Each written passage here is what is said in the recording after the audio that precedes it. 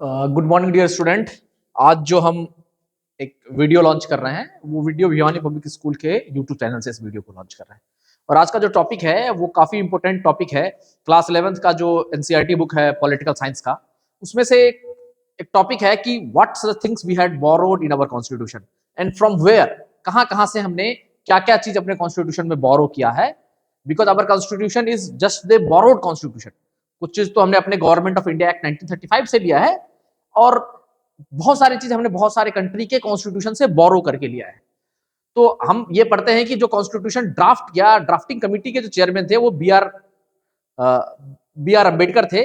लेकिन एक पर्सन था जो इसके बी आर अम्बेडकर के भी बियॉन्ड, मतलब उनसे भी ज्यादा सुपीरियर था, जिसने अलग अलग कंट्री के कॉन्स्टिट्यूशन को पढ़ा था और उन्होंने ये बताया कि ये चीज को आप अलग अलग कंट्री की कॉन्स्टिट्यूशन से इसको बोरो करो। उनका नाम था बेलगल नरसिंह राव, बी एन राव। उन्होंने वो कॉन्स्टिट्यूशन के एडवाइजर थे जिन्होंने अलग अलग कंट्री के कॉन्स्टिट्यूशन को पढ़ा और उन्होंने बताया कि क्या क्या चीज जो अच्छी चीज है वहां के कॉन्स्टिट्यूशन में, उसको अपने कंट्री के कॉन्स्टिट्यूशन में बोरोड करना है। तो मैं थोड़ा सा पहले भिवानी पब्लिक स्कूल के बारे में बता देना चाहता हूँ। भिवानी पब्लिक स्कूल भिवानी का one of the reputed institution है और इसमें क्या है कि हमारे यहाँ +1 में एडमिशन चालू हो चुके हैं और +1 में 3 सब्जेक्ट्स है। साइंस स्ट्रीम है जिसमें साइंस सब्जेक्ट में मेडिकल और नॉन मेडिकल है, और यहाँ पे आईआईटी, जेई, नीट और एनडीए, क्लैट जैसे कॉम्पिटिटिव एग्जाम की तैयारी किया जाता है। साथ ही साथ कॉमर्स है जहाँ पे कॉमर्स में फाउंडेशन बैच सीए के लिए और सीएस के लिए फाउंडेशन बैचेस चलते हैं। और तीसरा जो स्ट्रीम है जिसका मैं फैकल्टी हूँ दैट इज ह्यूमैनिटीज। और ह्यूमैनिटीज में मेनली हम जो 3 सब्जेक्ट को ऑफर करते हैं। एक तो इंग्लिश आपका कंपलसरी है, उसके बाद 3 जो सब्जेक्चुअल सब्जेक्ट है वो है आपका पॉलिटिकल साइंस जो सारे बच्चों के लिए कंपलसरी है, और आर्ट्स का एक ह्यूमैनिटीज का एक बैकबोन है पॉलिटिकल साइंस। आप कहीं पे भी ह्यूमैनिटीज देखते हैं तो वहां political science is one of the compulsory subject. उसके साथ ही हम एक यूनिक सब्जेक्ट को ऑफर करते हैं जो कि हरियाणा के 3-4 स्कूलों में ही वो सब्जेक्ट है और भिवानी में सिर्फ और सिर्फ भिवानी पब्लिक स्कूल में वो सब्जेक्ट है। वो सब्जेक्ट का नाम है लीगल स्टडीज। और लीगल स्टडीज क्यों इंपॉर्टेंट है, थोड़ा सा इस बात को जाने। लीगल स्टडीज का इंपॉर्टेंट इसलिए है कि अगर आप लॉ को, बिकॉज आज जो है बच्चों का रुझान जो है वो यूपीएससी के बाद अगर किसी स्ट्रीम पे ज्यादा है तो बच्चे जो है वो लॉ की तरफ जाना चाहते हैं, और लॉ करने के बाद बच्चे जो है अपना वाइडर डायमेंशन खोज करके आप यूपीएससी की तरफ भी मूव करते हैं। तो भिवानी पब्लिक स्कूल आपके पास 2 पोटेंशियल को अनलॉक करता है। एक तो आपको लीगल बैकग्राउंड का नॉलेज भी मिलेगा और जो काफी जरूरत है आज के टाइम में, डिमांड ड्रिवन सब्जेक्ट है, उसका आपको सिक्योरिटी की देता है, आपको ओपन करता है, उस डोर को ओपन करता है लीगल स्टडीज के थ्रू कि आप क्लैट जैसे एग्जाम को दे सकते हैं। और उसके देने के बाद नेशनल लॉ यूनिवर्सिटी में हमारे कई बच्चों का एडमिशन हुआ है। इसके साथ ही एक और सब्जेक्ट है जिसका नाम है ज्योग्राफी, और दूसरा जो सब्जेक्ट है उसका नाम है पॉलिटिकल इकोनॉमिक्स। ज्योग्राफी जो बच्चे लाइक करते हैं वो ज्योग्राफी लेना चाहे, और जो ज्योग्राफी नहीं लाइक करते वो चाहते हैं कि नहीं मैं ज्योग्राफी पढ़ना मेरे लिए थोड़ा सा मेरे को ट्रिकी लग रहा है, मैं नहीं पढ़ना चाहता हूं या मेरे को इंटरेस्ट नहीं है, तो वो इकोनॉमिक्स पढ़ सकते हैं, वो भी एक काफी इंटरेस्टिंग सब्जेक्ट है। और फिर आपका ऑप्शनल सब्जेक्ट है जिसमें कंप्यूटर साइंस है, फिजिकल एजुकेशन है, आपका मैथमेटिक्स है, और भी सब्जेक्ट्स है जो भिवानी पब्लिक स्कूल आपको ऑफर करता है। तो हम अब आते हैं कि मेरा नाम वरुण है, मैं यहाँ ह्यूमैनिटीज का फैकल्टी हूँ। आज जिस टॉपिक के बारे में हम डिस्कस कर रहे हैं वो है कि क्या what's the things we had borrowed from the, कौन से फीचर्स है जो डिफरेंट कंट्री के कॉन्स्टिट्यूशन से हमने अपने कॉन्स्टिट्यूशन में बोरो किया है। तो अगर आप देखें तो हमने बहुत सारी चीज को अपर कॉन्स्टिट्यूशन में हमने बहुत सारी चीजों को बोरो किया, लेकिन हमें यह बताया जाता है कि हमारा जो कॉन्स्टिट्यूशन है वो 2 साल 11 महीने और 18 दिन में बना। यह बात सही है कि हमारा जो कॉन्स्टिट्यूशन है वो 2 साल 11 महीने और 18 दिन सिटिंग किया, मतलब 2 साल 11 महीने 18 दिन हमारा कॉन्स्टिट्यूशन जो है कॉन्स्टिट्यूएंट असेंबली बैठा, और उसके बाद हमने 26 नवंबर 1949 को अपना कॉन्स्टिट्यूशन अडॉप्ट किया और 26 जनवरी 1950 को हमने कॉन्स्टिट्यूशन को इनफोर्स में लाया। लेकिन क्या कॉन्स्टिट्यूशन 2 साल 11 महीने 18 दिन में बना? नहीं, इसका जवाब है गलत। कॉन्स्टिट्यूशन, मैंने एक वीडियो बनाया हूं, बहुत डिटेल में वो वीडियो है, उसमें मैं बनाया हूं कि कॉन्स्टिट्यूशन बनने की जो जर्नी है वो 1773 से ही स्टार्ट हो जाता है और आपका 1950 में जाकर आपका कॉन्स्टिट्यूशन इनफोर्स में आ जाता है। तो रेगुलेटिंग एक्ट जो है वहीं से आपका कॉन्स्टिट्यूशन बनना चालू हो जाता है। अगर आप देखें तो इंडिया में एक ईस्ट इंडिया कंपनी के नाम से कंपनी आया था, ईस्ट इंडिया कंपनी, वो 1600 ईस्वी में इंडिया में आया था, और उसके बाद उसको रेगुलेशन का पावर जो है वो ब्रिटिश क्राउन 1773 के रेगुलेटिंग एक्ट के तहत उसको रेगुलेशन का पावर देता है कि इंडिया को आप, पहले तो आप कंपनी के रूप में इंडिया आए, आप कंपनी मतलब ट्रेड के पर्पज से इंडिया आए, बट आप रेगुलेशन करो। आप इंडिया जो है वो ब्रिटिश का कॉलोनी था, तो उस कंपनी को रेगुलेशन का पावर जो है ब्रिटेन क्राउन रेगुलेटिंग एक्ट के तहत देता है। और उसके साथ ही वो इंडिया का कॉन्स्टिट्यूशन तो नहीं किया, बट इंडियन कॉन्स्टिट्यूशन में बहुत सारे चेंजेस लाना स्टार्ट करता है। हर 10 साल में कॉन्स्टिट्यूशन की रिव्यू होती है, और उस रिव्यू के साथ ही अगर आप देखें तो वहां से 1773 के रेगुलेटिंग एक्ट के बाद आपका 1813 में चार्टर एक्ट आता है, 33 में चार्टर एक्ट आता है, 53 में चार्टर एक्ट आता है, और फिर 1909 में एक बहुत बड़ा रिफॉर्म होता है कॉन्स्टिट्यूशन में 1909 में, that is called government of India act 1909, that is called Morley Minto reform. ये रिफॉर्म होता है। फिर 1990 में एक रिफॉर्म होता है अगेन 10 साल के बाद, वो government of India act 1919, that is called Montesquieu Chelmsford reform. और उसके बाद 1935 में एक और एक्ट आता है, that is called government of India act 1935। Government of India act 1935 जो है वो आपका तीसरा एक्ट आता है, गवर्नमेंट ऑफ मोर्ले मिंटो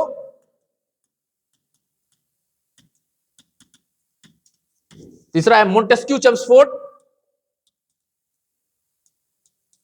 और ये गवर्नमेंट ऑफ इंडिया एक्ट। और ये जो एक्ट बनता है गवर्नमेंट ऑफ इंडिया एक्ट 1935, ये बेस बनता है कॉन्स्टिट्यूशन का, that is the base of Indian constitution. ये कॉन्स्टिट्यूशन का बेस बनता है, और इससे जाकर के इंडिया का कॉन्स्टिट्यूशन बनता है। अब सिर्फ गवर्नमेंट ऑफ इंडिया एक्ट को हम बेस बनाते हैं, उसके बाद हम बहुत सारे चीजों को, मैंने बताया कि there is 2 person, one our B R Ambedkar, और उसके पहले भी एक पर्सन था जिसका नाम था बेलेगल नरसिम्हा राव, जिन्होंने डिफरेंट डिफरेंट कंट्री के B N Rao, name was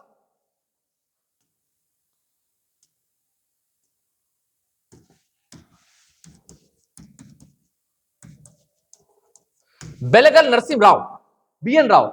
B N Rao ने डिफरेंट डिफरेंट कंट्री के कॉन्स्टिट्यूशन को पढ़ा, और पढ़ने के बाद उन्होंने सजेस्ट किया कॉन्स्टिट्यूएंट असेंबली को, आप ये चीज यहां के कॉन्स्टिट्यूशन से उठा करके आप अपने कॉन्स्टिट्यूशन में डालें। तो हम ये देखेंगे क्या क्या प्रोविजन हमने अलग अलग कंट्री के कॉन्स्टिट्यूशन से हमने उठा करके अपने कंट्री में डाला। तो सबसे पहला आपको क्लियर दिख रहा होगा फर्स्ट नंबर पे, that is government of India act 1935। मैंने बताया कि हमने हमारी जर्नी है 1773 के रेगुलेटिंग एक्ट से स्टार्ट होता है, और लास्ट जो है हमारा गवर्नमेंट ऑफ इंडिया एक्ट 1935 जो बनता है वो हमारा बेस बनता है, और वहां से हम इंडिया का कॉन्स्टिट्यूशन बनाना, वो चीज को, उसमें से जितनी भी चीज थी गवर्नमेंट ऑफ इंडिया एक्ट का 1935 का जितनी भी चीज थी उसको हम सीधे उसमें शिफ्ट कर देते हैं। तो जब उसमें हम उसको शिफ्ट करते हैं, तो अगर देखें तो गवर्नमेंट ऑफ इंडिया एक्ट से हमने बहुत सारी चीज को लिया, उसमें से जो सबसे बड़ा जो चीज था वो फेडरल स्कीम। फेडरल स्कीम मतलब एक है सेंटर है और दूसरा स्टेट है। तो हमने कुछ चीज सेंटर का भी हमने लिया, कुछ पावर हमने, कुछ स्कीम्स हमने सेंट्रल लेवल पे चल रहा है, और कुछ स्कीम जो है स्टेट लेवल पे चल रहा है। उसमें उसको स्टेट नहीं कहा जाता था, that is known as province, province level पे चल रहा है। तो that is the federal scheme. जो फेडरल प्रोविजन है, फेडरल स्कीम से सेंट्रल लिस्ट पे, यूनियन लिस्ट पे सेंट्रल लॉ बनाएगा, और प्रोविंशियल लिस्ट पे स्टेट लिस्ट बनाएगा, मतलब स्टेट लॉ बनाएगा, प्रोविंस राज्य लॉ बनाएगा, तो पावर राज्य के अंदर आए। तो फेडरल स्कीम्स हमने वहां से लिया। फिर ऑफिस ऑफ गवर्नर, जो गवर्नर का ऑफिस है, अभी आप देखें तो who is the who have power to appoint the governor, state government को पावर है गवर्नर को अपॉइंट करने का। Sorry for that, central government को पावर है गवर्नर को अपॉइंट करने का। मतलब एक स्टेट है जहां पर चीफ मिनिस्टर वहां का हेड है, स्टेट है उसका चीफ मिनिस्टर सीएम वहां का हेड है, और गवर्नर भी वहां पर है। अब हु इज गवर्नर, गवर्नर कौन है? गवर्नर वो पर्सन है, सेंट्रल गवर्नमेंट अपने बंदे को वहां पर, जो सेंटर जो है, सेंटर उसको अपॉइंट करता है। सेंटर जो है किसी पर्सन को गवर्नर बनाता है, सेंटर इज अपॉइंटिंग, बट उसको ओथ कौन दिलाता है? Chief justice of high court, chief justice of concern high court उसको गवर्नर को ओथ दिलाता है। ठीक है, जिस हाई कोर्ट, जैसे फॉर एग्जांपल चंडीगढ़ हरियाणा का अगर कोई गवर्नर होगा तो chief justice of Chandigarh high court का जो चीफ जस्टिस होगा वो हरियाणा के गवर्नर को ओथ दिलाएगा। वही पंजाब का गवर्नर होगा, उसका भी कंसर्न हाई कोर्ट जो है वो चंडीगढ़ है, तो वहां का जो chief justice of concern high court होगा वो वहां के गवर्नर को ओथ दिलाएगा। गवर्नर जो है वो सेंट्रल गवर्नमेंट का पर्सन होगा, सेंट्रल गवर्नमेंट का रिप्रेजेंटेटिव होगा इन द स्टेट। तो गवर्नर का जो प्रोविजन है वो प्रोविजन आपको गवर्नमेंट ऑफ इंडिया एक्ट 1935 में था। अगर आप देखें तो उस टाइम में भी गवर्नर जनरल का प्रोविजन था। इसके साथ जुडिशरी का जो बात है, इंडिया में इंटीग्रेटेड जुडिशरी था, है, अभी भी है। सुप्रीम कोर्ट है, हाई कोर्ट है और आपका लोअर जुडिशरी है। तो सुप्रीम कोर्ट तो आपके 1935 के बाद ही बनता है, उससे पहले हाई कोर्ट ही एग्जिस्ट में करता है। सुप्रीम कोर्ट तो आपको लेटर ऑन बनता है, after independent the supreme court was formed. But तो जो जुडिशरी का कॉन्सेप्ट है कि higher judiciary it means high court and the lower judiciary it means district court and session court, ये जो है ये प्रोविजन है। दूसरा है पब्लिक सर्विस कमीशन। अब अगर देखें तो there is two service commission, one is at the central level there is union public service commission and state level that is called state public service commission. मैंने S लिखा है, अगर वो हरियाणा में होगा तो उसका नाम होगा हरियाणा पब्लिक सर्विस कमीशन। तो यूनियन लेवल पे, सेंट्रल लेवल पे अगर ऑफिसर्स को रिक्रूट करना है, एक ग्रेड ऑफिसर को रिक्रूट करना है, तो that is the UPSC is the recruiting agency for the A grade officer. आपको ऑफिसर को रिक्रूट करने के लिए यूनियन लेवल पे एक रिक्रूटमेंट एजेंसी है, that is a constitutional body that is called union public service commission. इसी तरह से स्टेट लेवल पे अगर ऑफिसर का रिक्रूटमेंट करना है, ब्यूरोक्रेट को रिक्रूट करना है, सिविल सर्वेंट को रिक्रूट करना है, तो उसके लिए स्टेट पब्लिक सर्विस कमीशन है। और हर स्टेट में स्टेट पब्लिक सर्विस कमीशन है। जैसे हरियाणा में है तो उसका नाम हरियाणा पब्लिक सर्विस कमीशन है, बिहार में है तो उसका नाम है बिहार पब्लिक सर्विस कमीशन। इस तरह से हर स्टेट पे पब्लिक सर्विस कमीशन है जो स्टेट लेवल पे ब्यूरोक्रेट को रिक्रूट करता है। यूनियन लेवल पे ब्यूरोक्रेट को रिक्रूट करने के लिए जो यूनियन की जो एजेंसी है that is called union public service commission, that both are the constitutional post. ये प्रोविजन कहां से लिया गया? ये provision government of India act 1935 से लिया गया है। इसके साथ ही इमरजेंसी प्रोविजन। अब अगर आप देखें तो कॉन्स्टिट्यूशन में there are some emergency provision that is also mentioned in the constitution. There are some emergency provision that is mentioned in the constitution. अगर आप देखें तो there is three type of emergency, one is article 352, another is article 356, another is 360। Article 352 is called आपका national emergency. Article 350 is the national emergency. Article 356 commonly known as president rule, यह है national. और ये जो है आपका financial. 360 जो है वो फाइनेंशियल इमरजेंसी के बारे में। तो जो इमरजेंसी का प्रोविजन है वो आपके गवर्नमेंट ऑफ इंडिया एक्ट 1935 से लिया गया है। तो जो इमरजेंसी का प्रोविजन है, एक आपका नेशनल इमरजेंसी है, एक आपका 356 प्रेसिडेंट रूल है और 360 फाइनेंशियल इमरजेंसी है। इस तीनों के ऊपर सेपरेट वीडियो हम बनाएंगे इमरजेंसी के ऊपर, ये इसके लिए हम सेपरेट वीडियो ही लॉन्च करेंगे। बट देखिए जो इमरजेंसी का जो प्रोविजन है वो प्रोविजन आपका गवर्नमेंट ऑफ इंडिया एक्ट 1935 से लिया गया है। इसके साथ ही आपका एडमिनिस्ट्रेटिव डिटेल, जो स्टेट को रन करने का, एडमिनिस्ट्रेटिव या सेंटर को रूल करने का, जब मैं स्टेट कहता हूं पॉलिटिकल साइंस के लैंग्वेज में, तो स्टेट का मतलब सेंटर भी है, स्टेट भी है, लोकल बॉडीज भी है। अगर आप, मैं जब स्टेट कहता हूं पॉलिटिकल साइंस में, जब स्टेट कहता हूं तो स्टेट का मतलब ये नहीं है सिर्फ स्टेट। स्टेट का मतलब यूनियन गवर्नमेंट भी है, स्टेट गवर्नमेंट भी है, लोकल बॉडीज भी है, और जो पीएसयू है वो भी है, सारी चीज उसमें इंक्लूड है। ठीक है, तो आर्टिकल 12 में स्टेट के डेफिनेशन है। तो एडमिनिस्ट्रेटिव डिटेल्स जो है वो भी आपका गवर्नमेंट ऑफ इंडिया एक्ट 1935 से लिया गया है। ठीक है, तो गवर्नमेंट ऑफ इंडिया एक्ट 1935 से क्या क्या चीज लिया गया है? फर्स्ट है फेडरल स्कीम्स, जो सरकार की जो फेडरल स्कीम्स है उसके बारे में दिया गया है। Office of governor, her state में गवर्नर होता है और गवर्नर को अपॉइंट कौन करता है? दैट इज ओथ जो दिलाता है वो chief justice of concern high court, और अपॉइंट करने वाला सेंट्रल गवर्नमेंट अपने पर्सन को स्टेट में एज ए गवर्नर रिक्रूट करता है। इसके साथ ही आपका जुडिशियल प्रोविजन है, जुडिशरी है। जो जुडिशरी का जो थिंग्स है, इंटीग्रेटेड जुडिशरी इंडिया में है, लोअर जुडिशरी, हायर जुडिशरी, वो things government of India act 1935 से लिया गया है। पब्लिक सर्विस कमीशन, मैंने बताया कि यूनियन लेवल पे यूपीएससी है और स्टेट लेवल पे एसपीएससी है, state public service commission, that is a constitutional bodies. तो इसका प्रोविजन है इमरजेंसी प्रोविजन, मैंने बताया थ्री टाइप ऑफ इमरजेंसी है, आर्टिकल 352, 356 और 360। 352 national emergency, 356 president rule and 360 financial emergency. ये चीज है। इसके साथ ही अगर आप देखें तो अब हमने देख लिया कि गवर्नमेंट ऑफ इंडिया एक्ट 1935 से क्या क्या चीज लिया गया। अब हमारा बात आता है कि British constitution, because we are the colony of British, हम ब्रिटिश के कॉलोनी थे, तो हमने बहुत सारी चीज ब्रिटिश कॉन्स्टिट्यूशन से भी लिया। बिकॉज हमारा जो गवर्निंग सिस्टम था, जो गवर्न हमको कर रहा था, ब्रिटिश अपने रूल्स के हिसाब से कर रहे थे। मतलब ब्रिटिश जो लॉ बनता था उसको ब्रिटिश पार्लियामेंट पास करता था और फिर इंडिया में इनेक्ट होता था। तो ब्रिटिश से हमने लिया पार्लियामेंट्री गवर्नमेंट। डेमोक्रेसी है, दुनिया में डेमोक्रेसी, बहुत कंट्री में डेमोक्रेसी चलता है, सॉरी, जो डेमोक्रेसी अगर है तो डेमोक्रेसी में डिफरेंट फॉर्म ऑफ गवर्नमेंट है। वन इज डेमोक्रेसी का दो फॉर्म ऑफ गवर्नमेंट है, पूरी दुनिया में चलता है। एक है parliamentary form of government,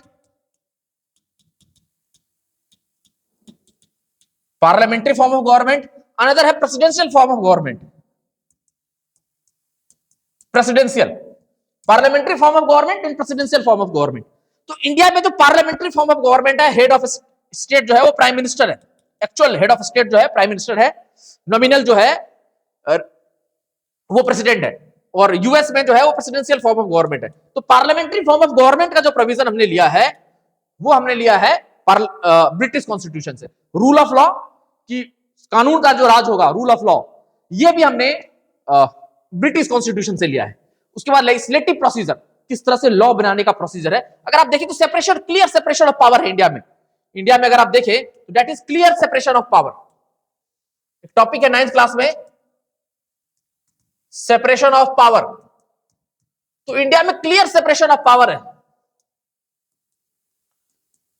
legislative है, लेजिस्लेचर, एग्जीक्यूटिव है और जुडिशरी है।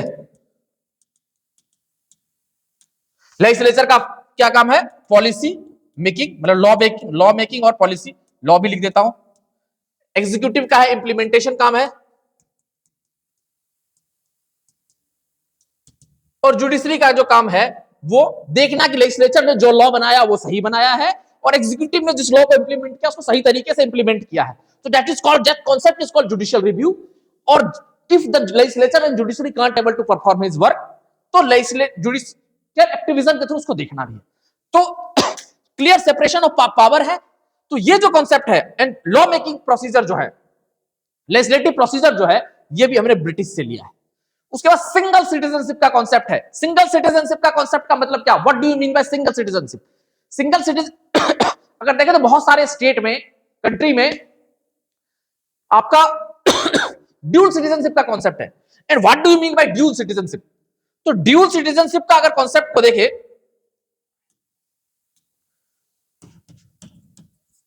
ड्यूल सिटीजनशिप, और अपने यहां क्या है? Single citizenship.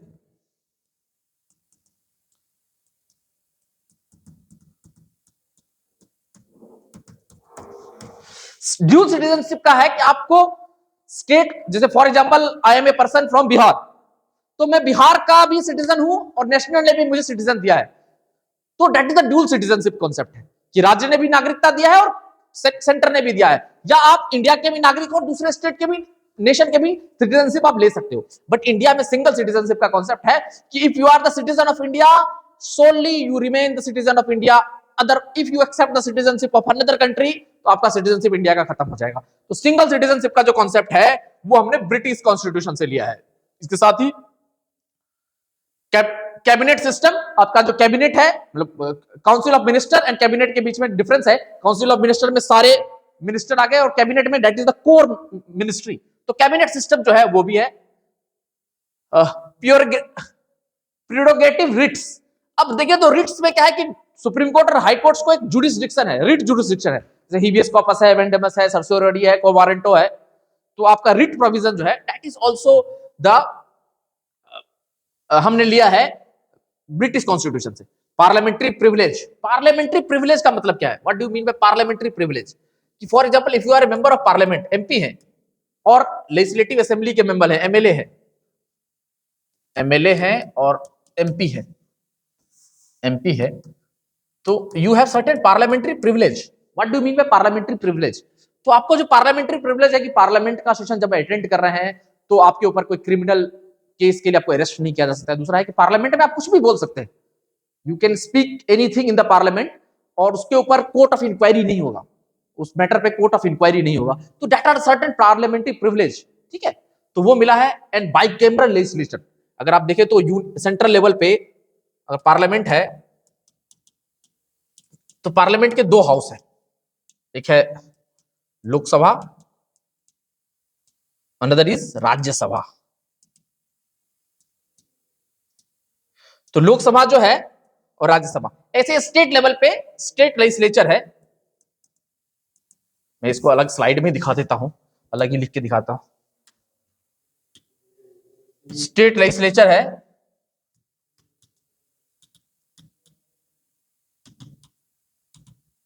तो उसके दो सदन हैं। कुछ स्टेट में ये दो है, बट मेजोरिटी स्टेट में सिंगल है, लेजिस्लेटिव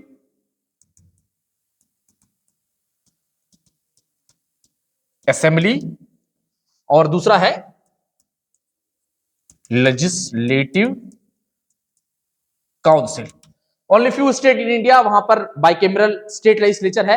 आपको कमेंट में बताना है कि कौन कौन सी स्टेट है जहां पर बाइकेमरल लेजिस्लेचर है। मैं हिंट के लिए बता देना चाहता हूं कि आपका बिहार है, उत्तर प्रदेश है, यहाँ पे बाइकेमरल लेजिस्लेचर है। और भी स्टेट का आपको नाम बता कहां कहां पर बाइकेमरल लेजिस्लेचर है। वैसे ही सेंट्रल लेवल पे आपका पार्लियामेंट में लोकसभा है, that is the lower house, Rajya Sabha that is the upper house. तो ये जो पार्लियामेंट्री बाइकेमरलिज्म है, जैसे वहां पर हाउस ऑफ लॉर्ड्स है एंड हाउस ऑफ कॉमन्स है, ब्रिटेन में जो हाउस ऑफ लॉर्ड है और हाउस ऑफ कॉमन्स है, तो बाइकेमरलिज्म का जो कॉन्सेप्ट है वो वहीं से लिया गया है। लोकसभा और राज्यसभा का जो कॉन्सेप्ट है वो वहां के हाउस ऑफ लॉर्ड्स और हाउस ऑफ कॉमन्स के बेसिस पे लिया गया है। वैसे यूएस में है सीनेट है और रिप्रेजेंटेटिव है, ठीक है।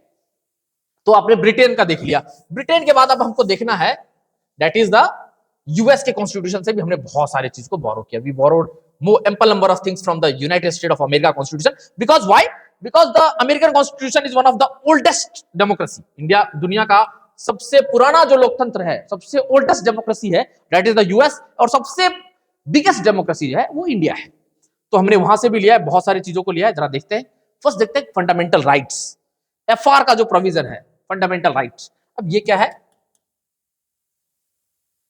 Fundamental rights.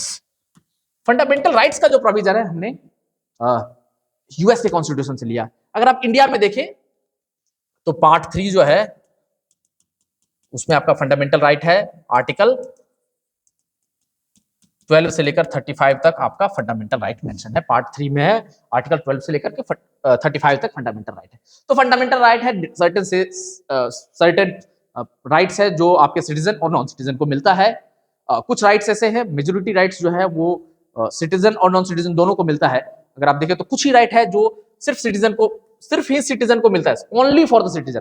अगर आप देखें तो आर्टिकल 15, 16, 19, 29 और 30, ये जो राइट है ये एक्सक्लूसिव फॉर द सिटीजन। बाकी तो जितने राइट्स है सारे सिटीजन और नॉन सिटीजन दोनों का है। 15, 16, 19, 29, 30 ये जो राइट है वो एक्सक्लूसिव फॉर द सिटीजन है, बट बाकी जो राइट है वो citizen as well as non citizen दोनों को है। तो फंडामेंटल राइट का जो प्रोविजन है वो हमने यूनाइटेड स्टेट ऑफ अमेरिका की कॉन्स्टिट्यूशन से लिया है। इसके साथ ही इंडिपेंडेंट जुडिशरी जो है इंडिपेंडेंट है, मतलब clear separation of the power है। उसमें लेजिस्लेचर जो है वो अलग है, एग्जीक्यूटिव जो है वो अलग है। एल से लिख देता हूं, legislature, sorry for that, L से लेजिस्लेचर, ई से एग्जीक्यूटिव, जुडिशरी। तो क्लियर सेपरेशन ऑफ पावर है और इंडिपेंडेंट जुडिशरी है। Judiciary is not dependent upon legislature और एग्जीक्यूटिव, इंडिपेंडेंट जुडिशरी है, इंटीग्रेटेड एंड इंडिपेंडेंट जुडिशरी है। इंडिपेंडेंट जुडिशरी का जो कॉन्सेप्ट है वो भी लिया गया है। जुडिशियल रिव्यू, मैं अगर आपको एक स्लाइड्स दिखाऊं उसमें मैंने जुडिशियल रिव्यू को बहुत अच्छे से बताया है। हाँ, इस पे मैंने बताया था कि अगर फॉर एग्जांपल लेजिस्लेचर है, क्या लेजिस्लेचर का क्या काम है? लॉ बनाना, पॉलिसी बनाना। एग्जीक्यूटिव का नाम है पॉलिसी को इंप्लीमेंट करना, लॉ को इंप्लीमेंट करना। बट जुडिशरी का क्या काम है? कि ये देखना कि लेजिस्लेचर ने जो लॉ बनाया है वो लॉ वैलिड है, क्या ये law procedure established by law को फॉलो कर रहा है, क्या वो लॉ किसी फंडामेंटल राइट को तो वायलेट नहीं कर रहा है। तो उसको जो देखना, और एग्जीक्यूटिव ने जिस लॉ को इंप्लीमेंट किया क्या वो सही तरीके से इंप्लीमेंट किया, और क्या वो प्रोसीजर एस्टेब्लिश्ड बाय लॉ और किसी फंडामेंटल राइट को तो वायलेट नहीं कर रहा है। तो जब ये थिंग्स जो है वो जुडिशरी का काम है, तो जुडिशरी जब एग्जीक्यूटिव और लेजिस्लेचर के द्वारा बनाया गया लॉ और इंप्लीमेंट किया गया लॉ को जब देखता है तो that concept is called judicial review. तो जुडिशियल रिव्यू का कॉन्सेप्ट जो है वो आपका यूनाइटेड स्टेट ऑफ अमेरिका के कॉन्स्टिट्यूशन से लिया गया है। इसके साथ ही impeachment of the president, president को अगर हटाना है तो there is certain procedure for the impeachment, है कि आपको कंसर्न स्टेट पार्लियामेंट से भी स्पेशल मेजोरिटी से मोशन पास करना पड़ेगा और स्टेट लेजिस्लेचर से भी करना पड़ेगा, तो आप हटा सकते हैं। इंपीचमेंट का जो प्रोसीजर है प्रेसिडेंट को इंपीच करने का, वो भी हमने यूएस के कॉन्स्टिट्यूशन से लिया। रिव्यूअल of supreme court and high court के जज को हटाना है, फॉर एग्जांपल जो सुप्रीम कोर्ट और हाई कोर्ट के जज है उनको इंडिपेंडेंस दिया है, और रिमूवल का जो प्रोसेस है वो एक ही प्रोसेस, एक ही इंपीचमेंट का प्रोसेस है, इंपीचमेंट का प्रोसेस है। इंपीचमेंट के प्रोसेस से आप सुप्रीम कोर्ट और हाई कोर्ट के जज को हटा सकते हैं, और उनको एक ही दो ग्राउंड पे हटा सकते हैं, एक तो proven misbehaviour,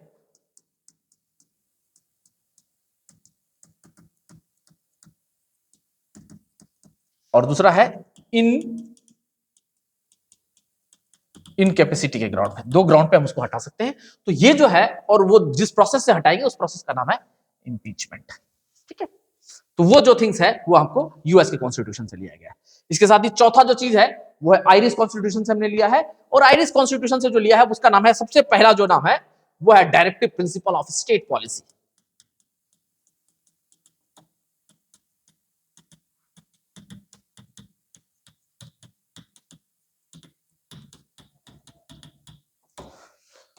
directive principle of state policy जो है वो पार्ट 4A में है, आर्टिकल 36 से लेकर के 51 तक है, और नॉन जस्टिसेबल। अगर आपका directive principle of state policy violate होता है तो आप सुप्रीम कोर्ट और हाई कोर्ट नहीं जा सकते। बट अगर directive principle of state policy पे सरकार ने लॉ लाकर उसको इनेक्ट कर दिया है, उसको इंप्लीमेंट कर दिया है, और तब वो वायलेट होता है, definitely you can approach to the supreme court और हाई कोर्ट। क्लियर है? नॉन जस्टिसेबल है, और ये एक विजन डॉक्यूमेंट है सरकार के लिए कि इन फ्यूचर सरकार को क्या क्या काम करना है, गवर्नमेंट को, स्टेट मशीनरी को क्या काम करना है। ये एक इंस्ट्रूमेंट ऑफ इंस्ट्रक्शन है। तो आपका आयरिश कॉन्स्टिट्यूशन से डीपीएसपी का जो प्रोविजन है, सॉरी पार्ट 4 में है, 4A गलत लिखा गया था, सॉरी फॉर दैट। पार्ट 4 में आपका directive principle of state policy है, 4A में तो फंडामेंटल ड्यूटी है, सॉरी फॉर दैट, और आर्टिकल 36 से 51 तक था। इसके साथ ही आपका nomination of member of Rajya Sabha, आपका जो मेंबर ऑफ राज्यसभा के मेंबर का जो नॉमिनेशन है, अगर आप देखें तो राज्यसभा में 12 मेंबर का नॉमिनेशन हो सकता है। 12 मेंबर जो है, 12 मेंबर नॉमिनेट होंगे, नॉमिनेटेड होंगे। उसमें से अलग अलग फील्ड से, आर्ट से होंगे, आपके साइंस, साइंटिफिक रिसर्च से होंगे, अलग अलग स्ट्रीम से, लिटरेचर से होंगे। तो वहां से अलग अलग थिंग्स को, पर्सन को, 12 मेंबर को प्रेसिडेंट को पावर है कि वो नॉमिनेट कर सकता है। तो वो नॉमिनेशन का जो पावर है वो बिल्कुल आपका आयरिश कॉन्स्टिट्यूशन, आयरलैंड के कॉन्स्टिट्यूशन से उसको लिया गया है। इसके साथ ही अगर आप देखें तो method of election of president, अब इंडिया में अगर देखें तो प्रेसिडेंट का इलेक्शन का एक मेथोडोलॉजी बिल्कुल अलग है। उसके ऊपर मैं छोटा सा 2 मिनट का वीडियो बनाऊंगा अलग से, बट मैं बता देता हूं। अगर इंडिया में आप देखें तो प्राइम मिनिस्टर का इनडायरेक्ट इलेक्शन होता है। अभी जो मई के महीने में रिजल्ट आएगा, मतलब अप्रैल से इलेक्शन प्रोसीजर स्टार्ट हो जाएगा, तो जो प्राइम मिनिस्टर का जो होता है वो इनडायरेक्ट इलेक्शन होता है कि कोई प्राइम मिनिस्टर को हम चेहरे को वोट नहीं देते हैं, एक मेंबर ऑफ पार्लियामेंट को हम वोट करते हैं, और उस मेंबर ऑफ पार्लियामेंट से एक पर्सन प्राइम मिनिस्टर बनता है, उसका जो हेड होता है। बट प्रेसिडेंट का इलेक्शन जो होता है वो डायरेक्ट होता है, और उस इलेक्शन में we are not voting. Prime minister के, मतलब मेंबर ऑफ पार्लियामेंट के इलेक्शन में और मेंबर ऑफ लेजिस्लेटिव असेंबली के इलेक्शन में we are voting. But president के इलेक्शन में एक इलेक्टोरल कॉलेज है, उस इलेक्टोरल कॉलेज उसको वोट करता है, और उसमें क्या है कि आपके मेंबर ऑफ पार्लियामेंट और member of legislative assembly vote करते हैं, उनको ही पावर है उसमें वोट करने का। मतलब हमने जिसको चुन के भेजा वो प्रेसिडेंट को चुनते हैं। ठीक है, सिंपल भाषा में अगर समझे तो एमपी जो मेंबर ऑफ पार्लियामेंट का इलेक्शन है और एमएलए का जो इलेक्शन है उसमें हम वोट करते हैं। We are electing, we are voting for the MLA. पर हमारे कंसर्न जो एमएलए है उसको हम चूज वोट करते हैं, और उस एमएलए में से एक पर्सन जो है उसका जो हेड होता है वो चीफ मिनिस्टर बनता है। और एमपी के लिए जो वोट होता है उसमें से एक, जितने एमपी चुन के आते हैं लोकसभा में से, उसमें से एक जो होता है वो आपका प्राइम मिनिस्टर बनता है, वो आइदर लोकसभा का भी हो सकता है, राज्यसभा का हो सकता है, that is a different thing. तो प्रेसिडेंट जो है, प्रेसिडेंट के इलेक्शन का जो मेथोडोलॉजी है उसमें हम भी वोट डालते हैं, proportional representation via single transfer और वोट के थ्रू होता है। उसमें एमपी और एमएलए जो हम चुनकर भेजते हैं वो उसको वोट कास्ट करते हैं। तो ये जो इलेक्शन है, election of president, method of election of president, ये आपके आयरिश कॉन्स्टिट्यूशन से लिया गया है। अब बहुत सारी चीज को और भी जगह से लिया गया है, अब इसमें जगह से देखिए। अब चौथा नंबर पे है कैनेडियन कॉन्स्टिट्यूशन से क्या क्या लिया गया। कैनेडियन कॉन्स्टिट्यूशन से आपका लिया गया फेडरेशन विथ स्ट्रॉन्ग सेंटर।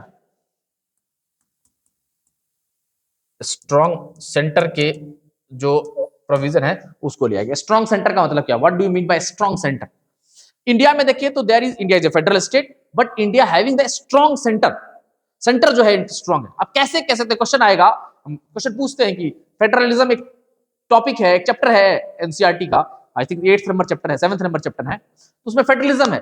तो फेडरलिज्म में कि how you can get India having strong centre, तो yes, India having federal form of government है। फेडरल मतलब सेंटर को भी पावर है, कुछ पावर हमने स्टेट को भी दिया है, और फिर लोकल बॉडीज को भी हमने पावर दिया है। That is devolution, decentralisation of power, it means that is the federalism. But federalism के साथ स्ट्रॉन्ग सेंटर है, सेंटर जो है वो स्ट्रॉन्ग है। फॉर एग्जांपल, स्ट्रॉन्ग सेंटर का एग्जांपल कि फॉर एग्जांपल कोई स्टेट चाहे, अगर आप यूनाइटेड स्टेट ऑफ अमेरिका का अमेरिका का अगर फेडरलिज्म देखो और इंडिया का फेडरलिज्म देखे तो दोनों फेडरलिज्म अलग है। यूएस भी एक फेडरल है और इंडिया भी एक फेडरल है। इंडिया फेडरल है बट स्ट्रॉन्ग सेंटर है, यूएस स्ट्रॉन्ग सेंटर नहीं है। अगर आप देखें तो यूएस में 50 स्टेट है, चाहे स्टेट में जैसे फॉर एग्जांपल पेंसिल्वेनिया है, मैसाचुसेट्स है, हैम्पशायर है, फिलाडेल्फिया है, कैलिफोर्निया है, जॉर्जिया है, न्यू हैम्पशायर है, ऐसे करके 50 स्टेट है। तो 50 स्टेट ने एक बनाया है, फेडरेशन बनाया है, और फेडरेशन 50 स्टेट का एक फेडरेशन है United State of America. But उसमें से कोई भी स्टेट चाहे, फॉर एग्जांपल आज न्यूयॉर्क जो है, या कैलिफोर्निया है, या फिलाडेल्फिया है, या मैसाचुसेट्स है, या हैम्पशायर है, या जॉर्जिया है, या नॉर्थ कैरोलिना है, साउथ कैरोलिना है, वो चाहे यूएस से अलग होना तो हो सकता है, सिसीड कर सकता है। इंडिया में फॉर एग्जांपल हमारे पास जो स्टेट है उसमें से कोई भी स्टेट अगर इंडिया से अलग होना चाहे तो सेंटर उसको परमिट करेगा, तभी वो अलग हो सकता है, अदरवाइज नहीं। इनडिस्ट्रक्टेबल यूनियन है।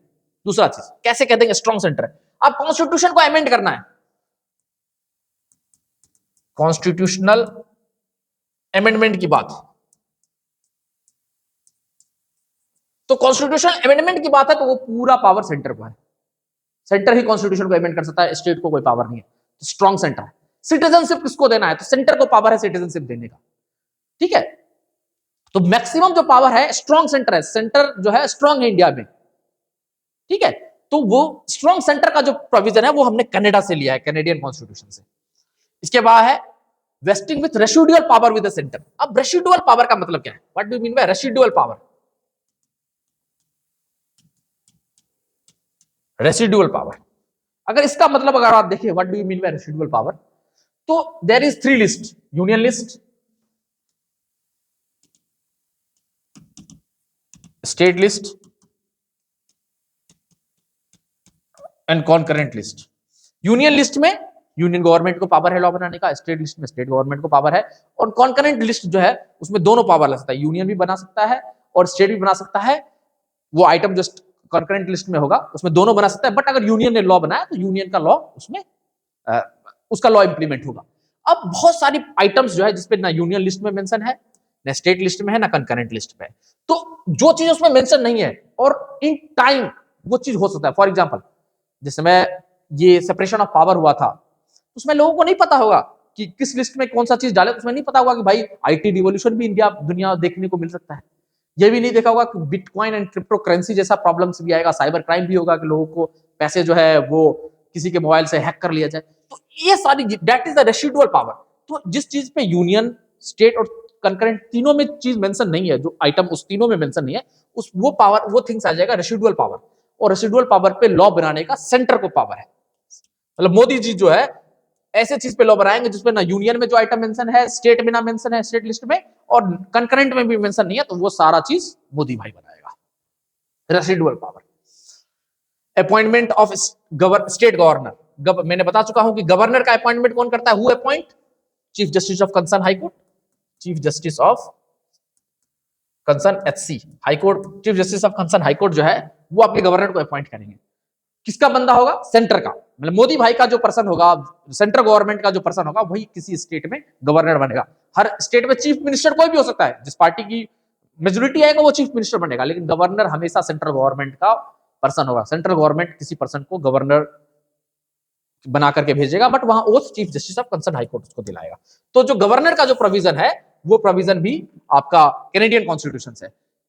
And advisory jurisdiction of the supreme court. अब सुप्रीम कोर्ट का एडवाइजरी जुरिस्डिक्शन है कि for example president of India है, वो सुप्रीम कोर्ट से किसी मैटर पे एडवाइस ले सकता है कि जी इस मैटर पे हम क्या करें।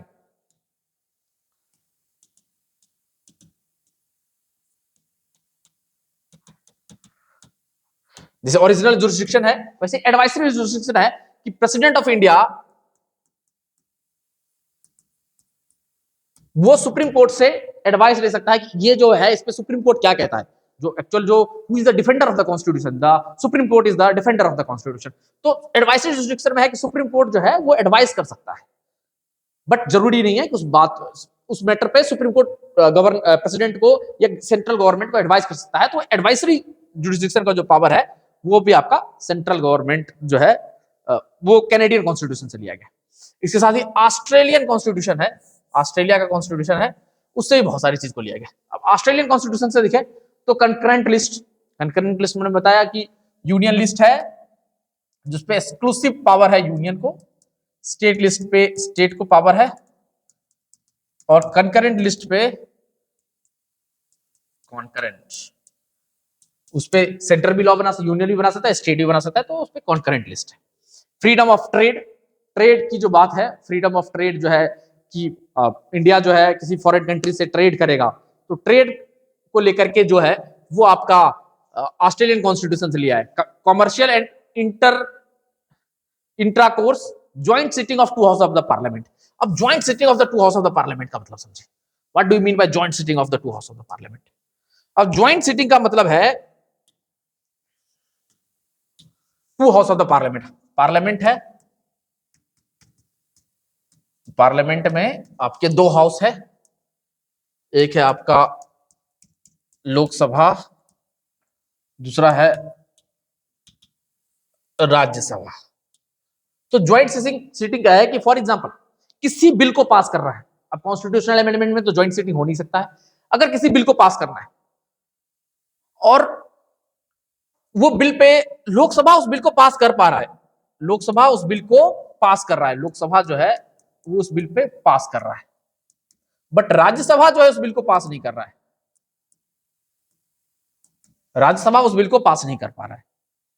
क्यों? जो रूलिंग पार्टी है उसको लोकसभा में मेजोरिटी है, लोकसभा में मेजोरिटी, तभी वो पार्टी जो है वो रूलिंग पार्टी वो गवर्न कर रहा है, बट राज्यसभा में उसके पास नंबर नहीं है। तो ऐसे सिटिंग में joint sitting speaker of Lok Sabha president call करेगा ज्वाइंट सिटिंग। कौन कॉल करेगा? ज्वाइंट सिटिंग कॉल कौन करेगा? प्रेसिडेंट। चेयर कौन करेगा? स्पीकर ऑफ लोकसभा, लोकसभा का जो स्पीकर होगा वो चेयर करेगा।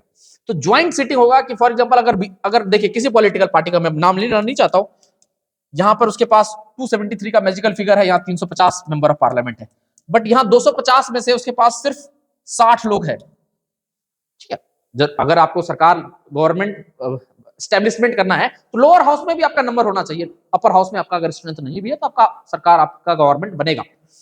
तो ऐसे में क्या है कि लोअर हाउस में स्ट्रेंथ से ज्यादा है, एक्चुअल में स्ट्रेंथ मेजोरिटी के लिए 273 चाहिए, बट वहां से सरप्लस है, 273 से करीबन 77 मेंबर ज्यादा है। ठीक है, तो ऐसे में ज्वाइंट सिटिंग प्रेसिडेंट कॉल करेगा, प्राइम मिनिस्टर बोलेगा प्रेसिडेंट को call joint sitting, joint sitting होगा, इसमें दोनों मिलकर के उस बिल को पास करें, दोनों मिलकर। फॉर ये कब होता है? जब लोकसभा पास कर दे राज्यसभा ना करे, या राज्यसभा पास करे लोकसभा ना करे, तो ऐसे में ज्वाइंट सिटिंग का प्रोविजन है। तो ये प्रोविजन जो है ज्वाइंट सिटिंग का जो प्रोविजन है ये आपका ऑस्ट्रेलियन कॉन्स्टिट्यूशन से लिया गया है। अब नेक्स्ट है Weimar, Weimar constitution of Germany. Germany का पुराना नाम था वाइमर रिपब्लिक। तो वाइमर कॉन्स्टिट्यूशन से भी बहुत सारी चीज को एडॉप्ट किया गया है। मतलब जर्मनी वर्ल्ड वॉर के टाइम में नाम इसका वाइमर रिपब्लिक था। तो जर्मनी जो था उसमें से suspension of fundamental right during emergency, मैंने बताया कि there is 3 type of emergency, one is 352 national emergency,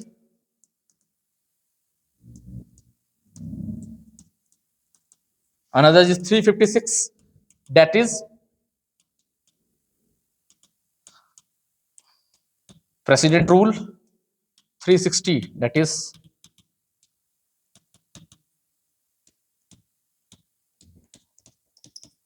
financial emergency. तो आपका जो फाइनेंशियल इमरजेंसी का जो पावर है ये आपको फाइनेंशियल इमरजेंसी, तो इमरजेंसी जब नेशनल इमरजेंसी होगा या होगा तो आपका सर्टेन फंडामेंटल राइट जो है वो सस्पेंड होगा। उसमें से जो मोस्ट फंडामेंटल राइट है वो आर्टिकल 19 है, आर्टिकल 19 है, 19 है, freedom of speech and expression, वो आपका सस्पेंड हो जाएगा। आर्टिकल 21 तो सस्पेंड नहीं होता है, right to life with dignity and personal liberty, वो सस्पेंड कभी नहीं होगा क्योंकि सुप्रीम कोर्ट का जजमेंट है। But article 19 freedom of speech and expression आपका सस्पेंड होगा।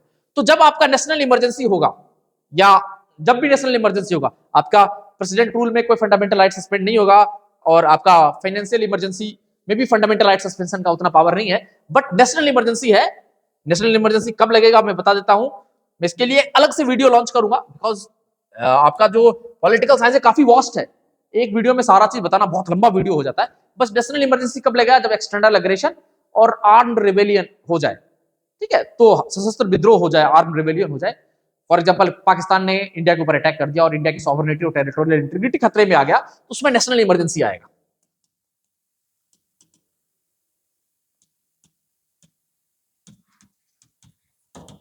या हथियार से लोगों ने हथियार उठाए, इंटरनल रेबेलियन में लोगों ने आर्म्ड रेबेलियन कर दिया, तो आपका आर्टिकल 19 उसमें सस्पेंड हो जाएगा।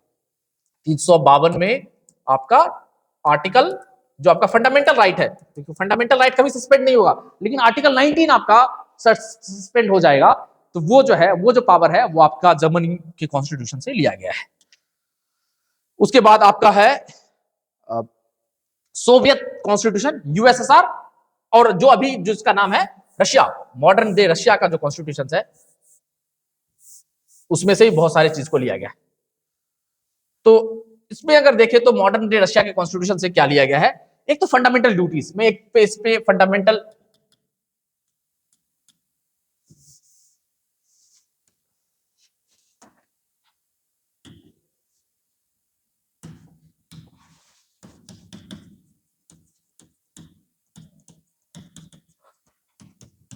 फंडामेंटल ड्यूटीज है।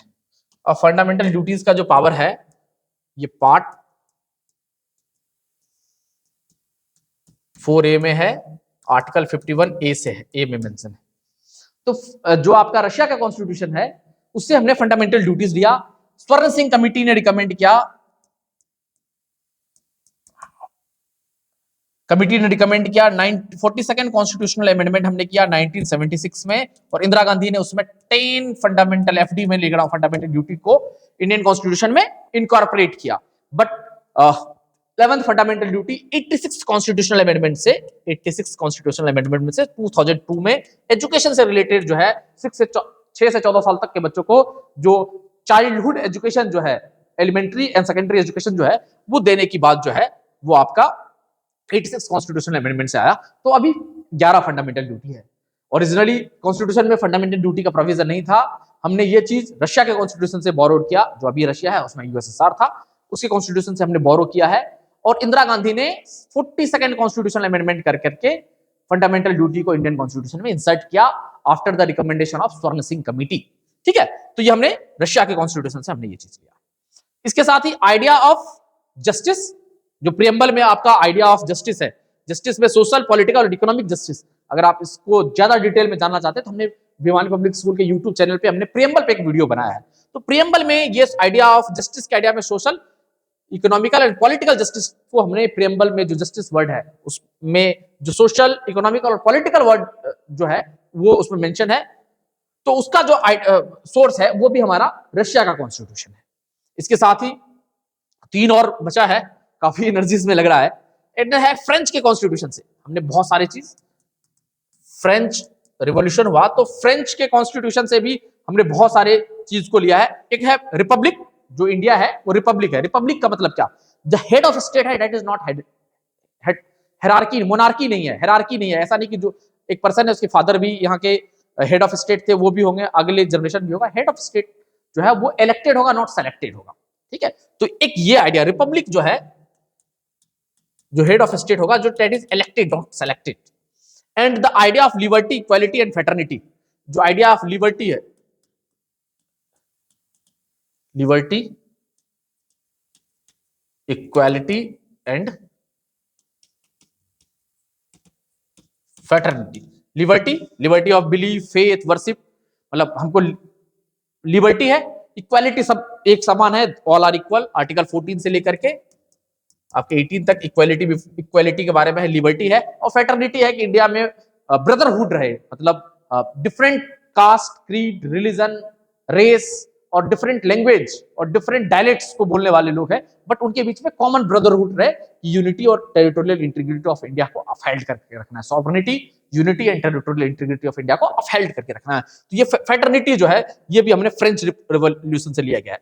जो फ्रेंच रिवॉल्यूशन था उसमें ये तीन वर्ड आते, लिबर्टी, इक्वालिटी, फ्रेटर्निटी, ये तीन वर्ड्स थे। तो हमने तीन चीज जो है, आइडिया ऑफ लिबर्टी, लिबर्टी में क्या, liberty of faith, belief, worship, expression of our view, equality, equality of status of opportunity in the public employment, और फ्रेटर्निटी का जो कॉन्सेप्ट है, ये हमने फ्रेंच कॉन्स्टिट्यूशन से लिया है। इसके साथ ही हमने साउथ अफ्रीका के कॉन्स्टिट्यूशन से कुछ लिया है, साउथ अफ्रीका का कॉन्स्टिट्यूशन से है, हमने दो चीज को वहां से लिया है। एक तो amendment of the constitution, procedure of amendment of the constitution.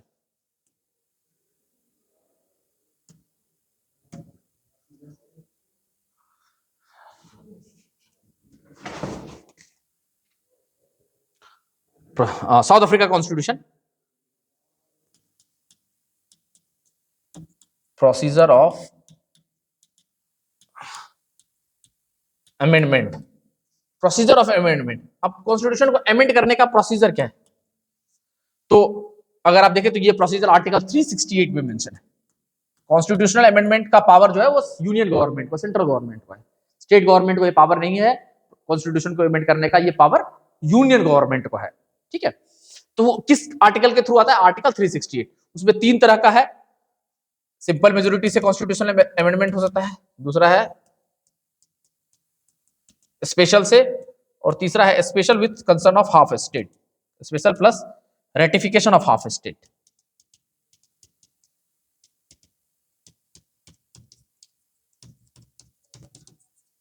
ये जो प्रोविजन है, ये हमने आपका procedure of amendment of the constitution, ये हमने साउथ अफ्रीका के कॉन्स्टिट्यूशन से लिया है। इसके साथ ही हमने और एक लिया है, that is the election of member of election of member of Rajya Sabha. मैंने बताया पार्लियामेंट है, पार्लियामेंट में दो हाउस है, one is Lok Sabha, another is Rajya Sabha. Rajya Sabha is the upper house, lower house Lok Sabha. Rajya Sabha के जो मेंबर है वो हर स्टेट का एक कोटा है। फॉर एग्जांपल लोकसभा में हर स्टेट में कॉन्स्टिट्यूएंसी है, there are certain constituency, it is the visible constituency. Visible constituency है, जैसे यूपी है, उत्तर प्रदेश है, इंडिया में सबसे ज्यादा लोकसभा का सीट आता है 80। अब हरियाणा के देखें तो यहाँ पे लोकसभा का जो है वो 10 सीट है, 10 सीट है। तो बिहार की भी बात करूं तो लोकसभा का 40 सीट है, बट 40 सीट है। तो ये लोकसभा का सीट फिक्स है, उसमें एक विजिबल कॉन्स्टिट्यूएंसी है। राज्यसभा में क्या है कि there are certain seat fix for the Rajya Sabha, that is invisible constituency visible नहीं है, इनविजिबल। तो राज्यसभा का जो मेंबर है that is the permanent house, 6 year का टेन्योर होता है। लोकसभा राज्यसभा का जो डिफरेंस बता दूंगा, 6 ईयर का टेन्योर होता है एक मेंबर का, that is the permanent house, वो हाउस कभी डिसॉल्व नहीं होता है। तो उसमें जैसे फॉर एग्जांपल मैं बिहार की बात करता हूं, बिहार में लोकसभा की कितनी सीट है, 40, राज्यसभा की है 16। अब बिहार स्टेट लेजिस्लेचर है, इसमें कितनी सीट है, 243। अब राज्यसभा के मेंबर का जो इलेक्शन होगा वो बिहार स्टेट लेजिस्लेचर में राज्यसभा की कितनी है, 16 सीट है। अब 243 जो मेंबर एमएलए हैं वो 16 राज्यसभा के मेंबर को चुनेंगे। उसका अभी कुछ स्टेट में अब राज्यसभा का इलेक्शन हुआ, बिहार में से हुआ है, अभी हिमाचल प्रदेश में कंट्रोवर्शियल इलेक्शन हुआ है, उत्तर प्रदेश में हुआ है, मध्य प्रदेश में हुआ है, गुजरात से हुआ है, राजस्थान से हुआ है। तो ये जो मेंबर प्रोसीजर है, राज्यसभा के मेंबर के इलेक्शन का जो प्रोसीजर है, ये हमने साउथ अफ्रीका के कॉन्स्टिट्यूशन से लिया है। और 11th और फोरमोस्ट जो थिंग्स है वो जापानीज कॉन्स्टिट्यूशन से हमने लिया है, procedure established by law. There is two theme of law, one is procedure established by law, another is due process of law. Procedure established by law, another is due process of law। India में कौन सा चलता है?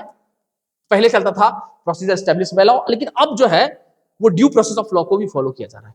Procedure established by law की मतलब जो things कानून में मेंशन है, एक सर्टेन अनफेयर तरीके से उस चीज को ना किया जाए, that things will be done according to the procedure. Due process में क्या है कि procedure established by law, but procedure should be fair and not unjust. तो इसके लिए हम सेपरेट एक वीडियो बनाएंगे, what is the difference between procedure established by law and due process of law, that is the technical things. Procedure established by law and due process of law, that is the technical things. Due process of law is followed in the American constitution, but in certain judgement in India जहां पर due process of law को follow किया गया है, the famous judgement of Maneka Gandhi versus union of India case 1978, उसमें सरकार ने due process of law को फॉलो करके जजमेंट दिया। और प्रोसीजर एस्टैब्लिश्ड बाय लॉ में कि जो थिंग्स है that should be must be follow accordings to the law, but due process में there are certain relaxation and the things will be not undue and things will be fair, but that follow the procedure established by law in the due process of law itself। तो आज के लिए इतना ही देते हैं, बहुत लंबा ये वीडियो हो गया है। 11 थिंग्स है जो फीचर, जो हमारे कॉन्स्टिट्यूशन में जो फीचर्स है उसको हम अलग अलग कंट्री के कॉन्स्टिट्यूशन से हमने अडॉप्ट किया है। उसमें 11 कंट्रीज के बारे 10 कंट्रीज के बारे में मेंशन है, और एक तो हमारा गवर्नमेंट ऑफ इंडिया एक्ट 1935 है, वहां से हमने बहुत सारी चीज को कॉन्स्टिट्यूशन में डाला है। Our constitution is borrowed constitution, और कैसे कॉन्स्टिट्यूशन की जर्नी है उस पर हमने एक सेपरेट वीडियो बनाया है। बट ये जो थिंग्स है कि गवर्नमेंट ऑफ इंडिया एक्ट जो है 1935 का, उससे हमने बहुत सारी चीज कॉन्स्टिट्यूशन में डाला है, और उसके साथ भी अलग अलग कंट्री के कॉन्स्टिट्यूशन से अलग अलग चीज को कॉपी करके हमने डाला है। ये है। तो इसके साथ ही आप भिवानी पब्लिक स्कूल के यूट्यूब चैनल पे बने रहिए, और हम डेली इंटरेस्टिंग वीडियोस जो है इस टॉपिक इस यूट्यूब चैनल पे डालते रहते हैं, तो आप उसको देखते रहिए। बहुत बहुत धन्यवाद आपका।